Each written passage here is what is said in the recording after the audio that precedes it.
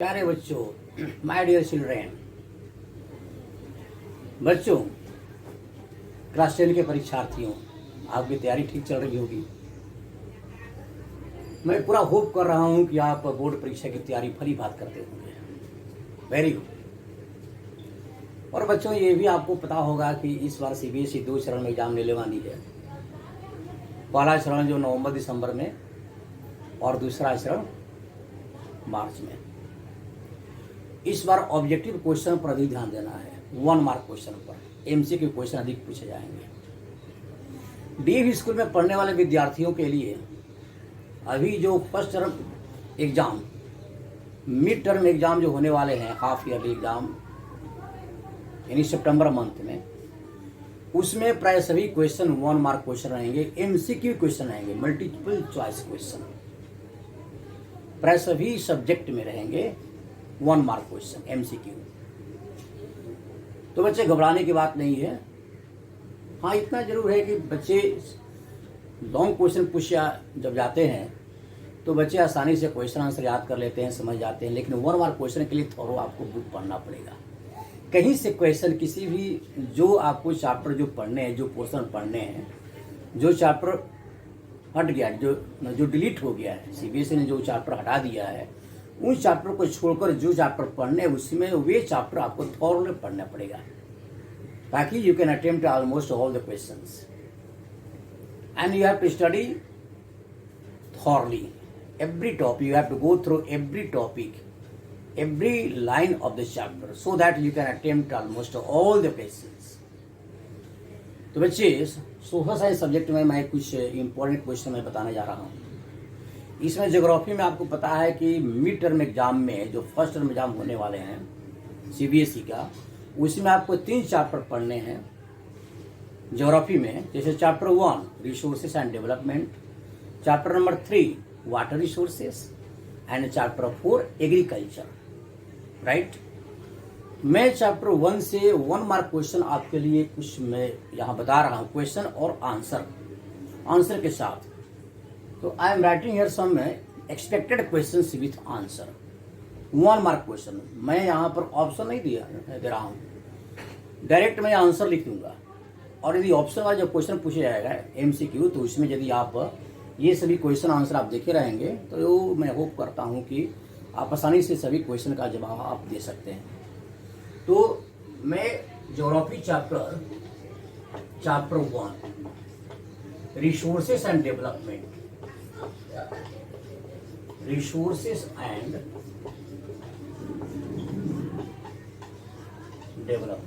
Right, 1 mark question मैं दे रहा हूं। 1 मार्क क्वेश्चन आंसर। देखो बच्चे ध्यान से, जैसे क्वेश्चन रहेगा सिंपल, लेकिन कहीं से रहेगा। देखिए, मैं जैसे who has written the book, who has written the book, small is beautiful, small is beautiful. Chapter 1 में एक टॉपिक है, मैं बताऊंगा। उस टॉपिक में एक बुक है, उसमें लिखा हुआ है स्मॉल इज ब्यूटीफुल, एक बुक है। इस बुक के रचनाकर्ता कौन है, कौन लिखे हैं? इसका आंसर क्या होगा? S Schumacher.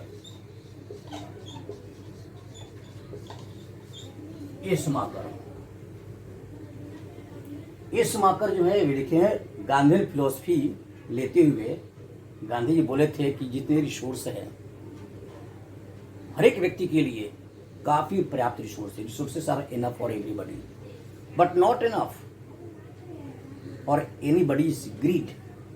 यदि कोई व्यक्ति लालच करता है उसके लिए नहीं है। तो गांधी फिलोसफी के सहारा लेते हुए ये शुमाकर लिखते हैं, उन्होंने एक बुक रचना की स्मॉल इज ब्यूटीफुल। जितना हम कम से कम यूज करेंगे रिसोर्स का, आवश्यकता भर यूज करें, वेस्ट रिसोर्स यूज करने से अच्छा है कम से कम रिसोर्स, ताकि सभी व्यक्ति रिसोर्स का उपयोग कर सके। तो small is beautiful written by S Schumacher. Question number 2, ध्यान से देखिएगा बच्चे, सी ऑल द क्वेश्चंस। जैसे now which institution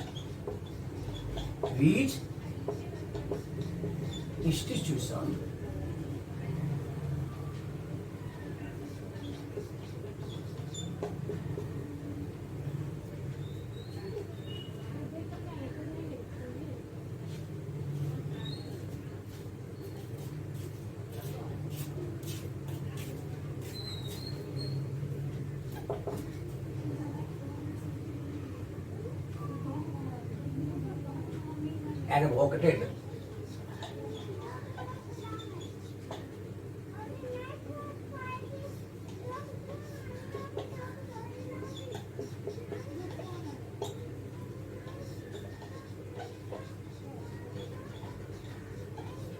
resource conservation.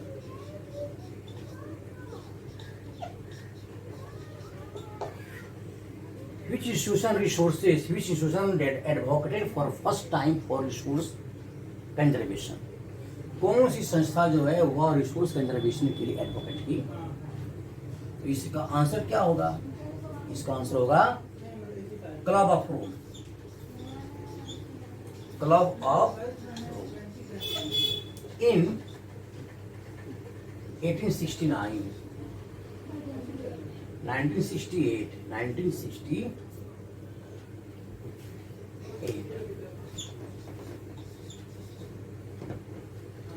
1968 में रोम जो है, Rome club of Rome that advocated that for conservation of resources. Next question,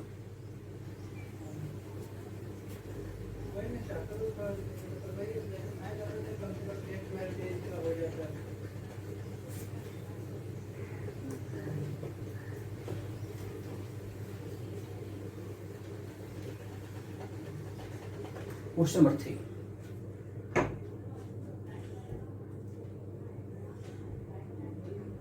which commission introduced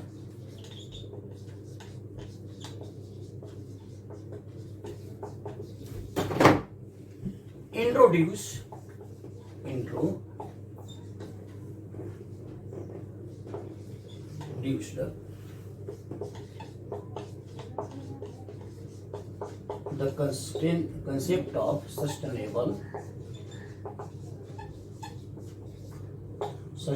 development? Which commission introduced the concept of sustainable development? इसका answer क्या होगा? Answer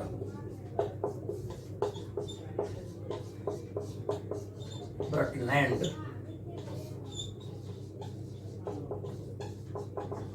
commission report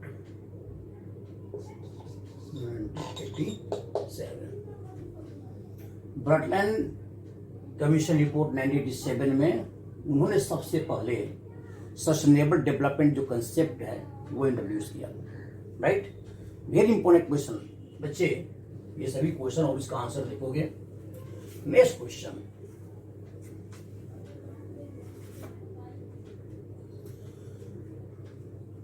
देखो all questions are related chapter 1। Question of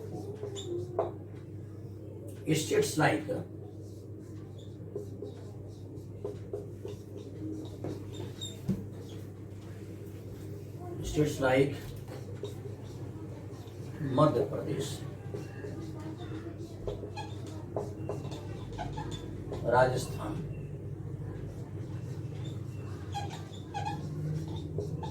Maharashtra and Gujarat caused land degradation.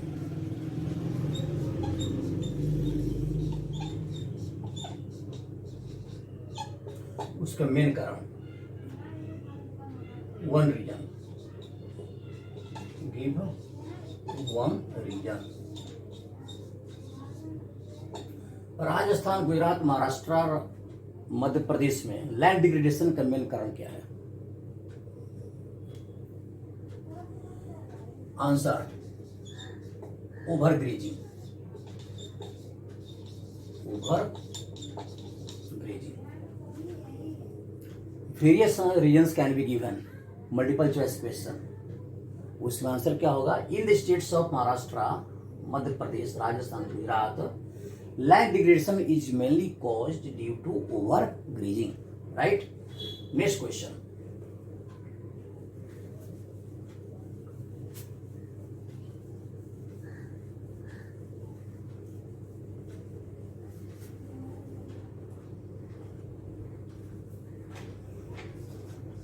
Question 5,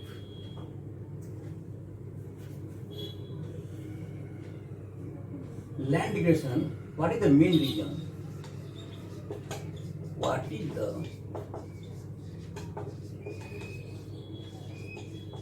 main reason of land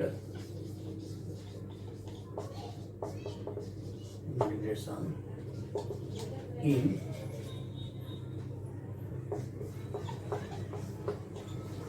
Punjab, Haryana and Uttar Pradesh? इसका answer क्या? What is the main reason of land degradation in Punjab, Haryana and Uttar Pradesh? Answer over irrigation, over irrigation, over irrigation. अब यहाँ पर over irrigation क्या होगा? Now next question also can be asked that what cause over irrigation? अब यहाँ over irrigation से क्या है? Over irrigation, leading to that leads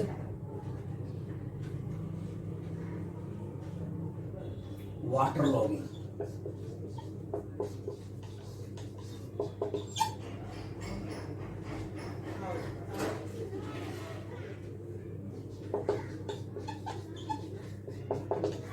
increasing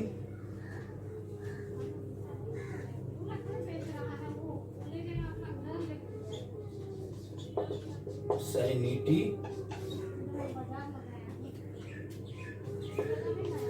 and alkalinity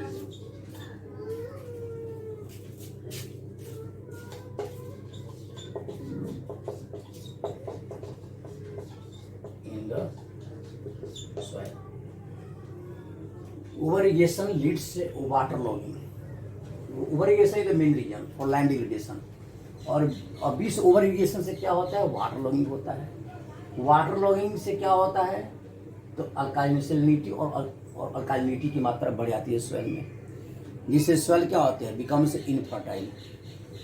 water logging क्या है? वाटर लॉगिंग होता है कि जब लैंड में जो एग्रीकल्चर जो लैंड है, जब फसल जब during growing crops when water accumulates for some time, कुछ समय तक पानी काफी जमा रह गया, पानी बाहर नहीं, तो प्लांट की रूट क्या होती है?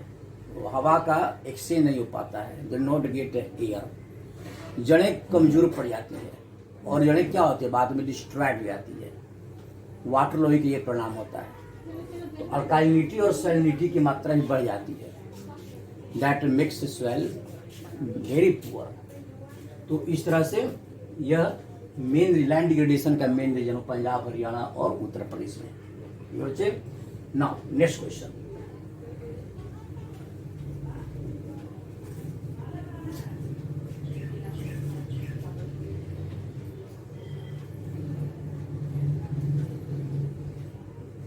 here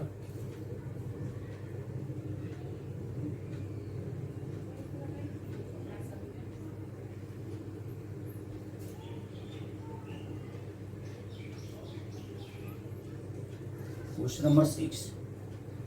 अब जाते हैं swell erosion. Removal of swell is called swell erosion.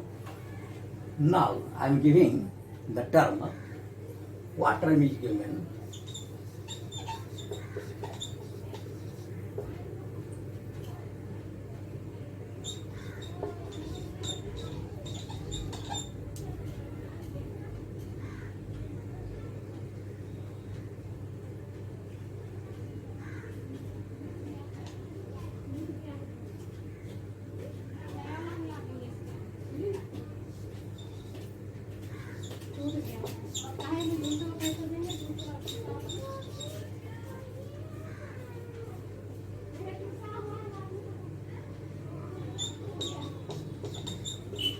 Water meeting for soil erosion.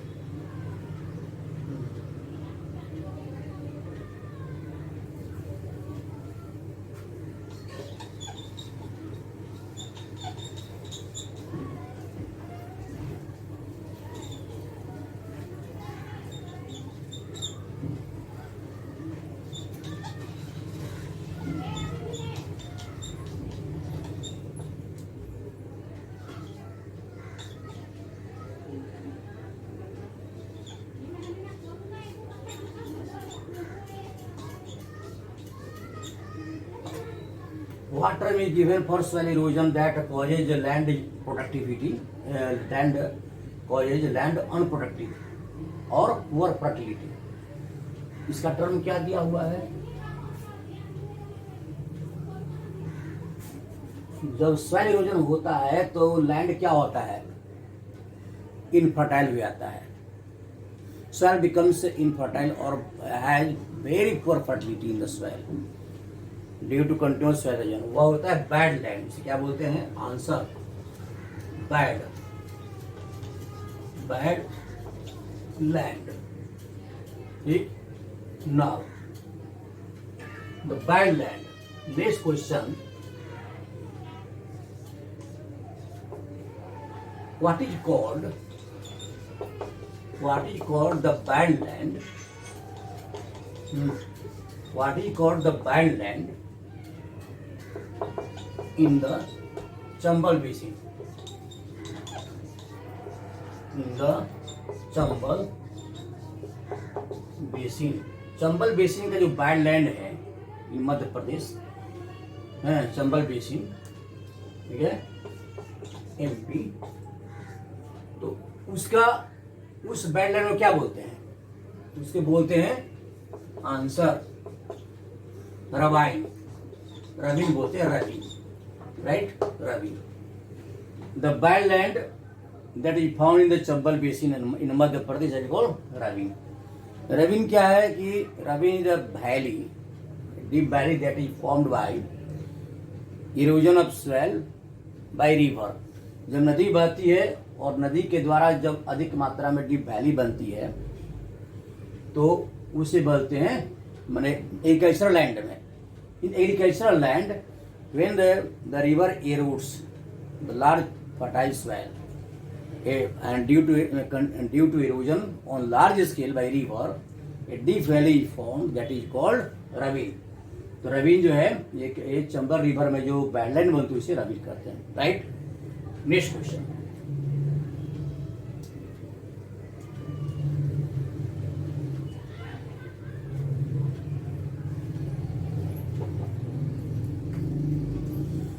Question number 8. ठीक.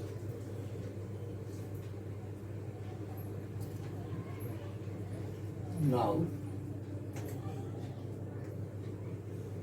what term is given that when force of wind is stopped? Strip irrigation. What method? What method is adopted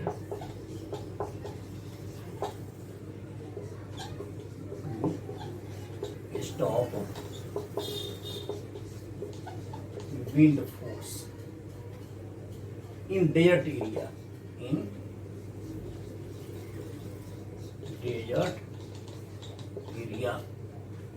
desert area में wind force को कम करने के लिए जो method अपनाया जाता है उसे क्या बोलते हैं? Very important question. इसका आंसर क्या होगा बच्चे? इसका आंसर होगा strip irrigation. Strip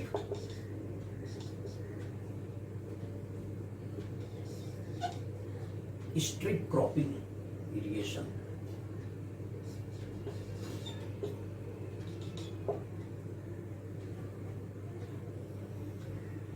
strip irrigation, strip cropping. Strip irrigation, cropping. ठीक. Next question,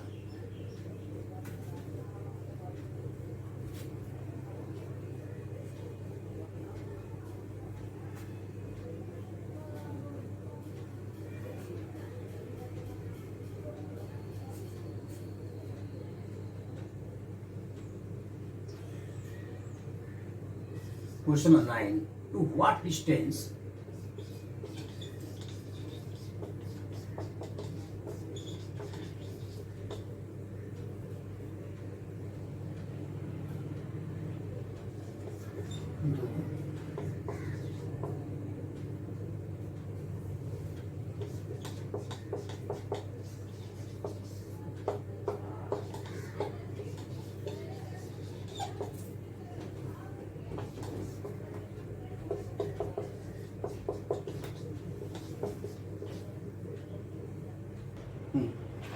to what distance do the territory of waters of India extend?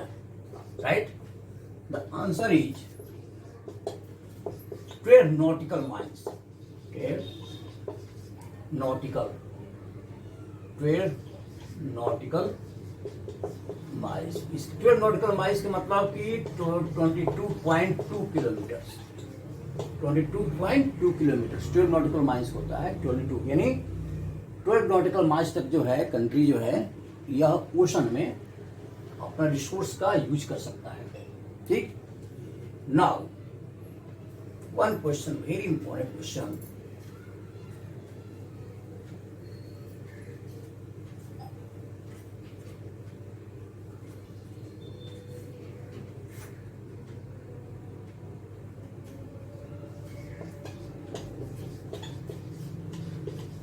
Beyond what distance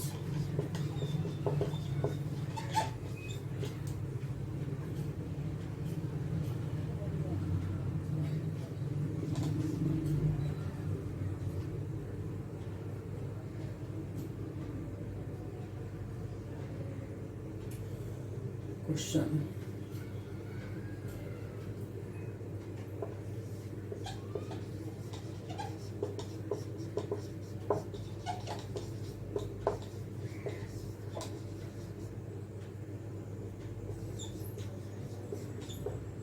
exclusive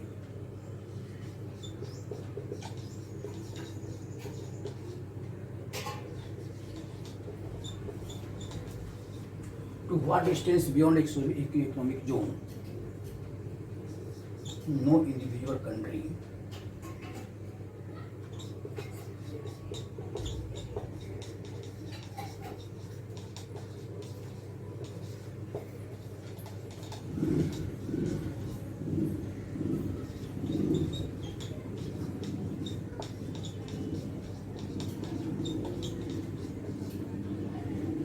what distance beyond exclusive economic zone no individual country can use oceanic resources। Exclusive economic zone के बाद कोई resource use नहीं कर सकता है, oceanic resource कोई भी country. तो कितने डिस्टेंस के बाद? इसका आंसर क्या होगा? Beyond 200 nautical miles,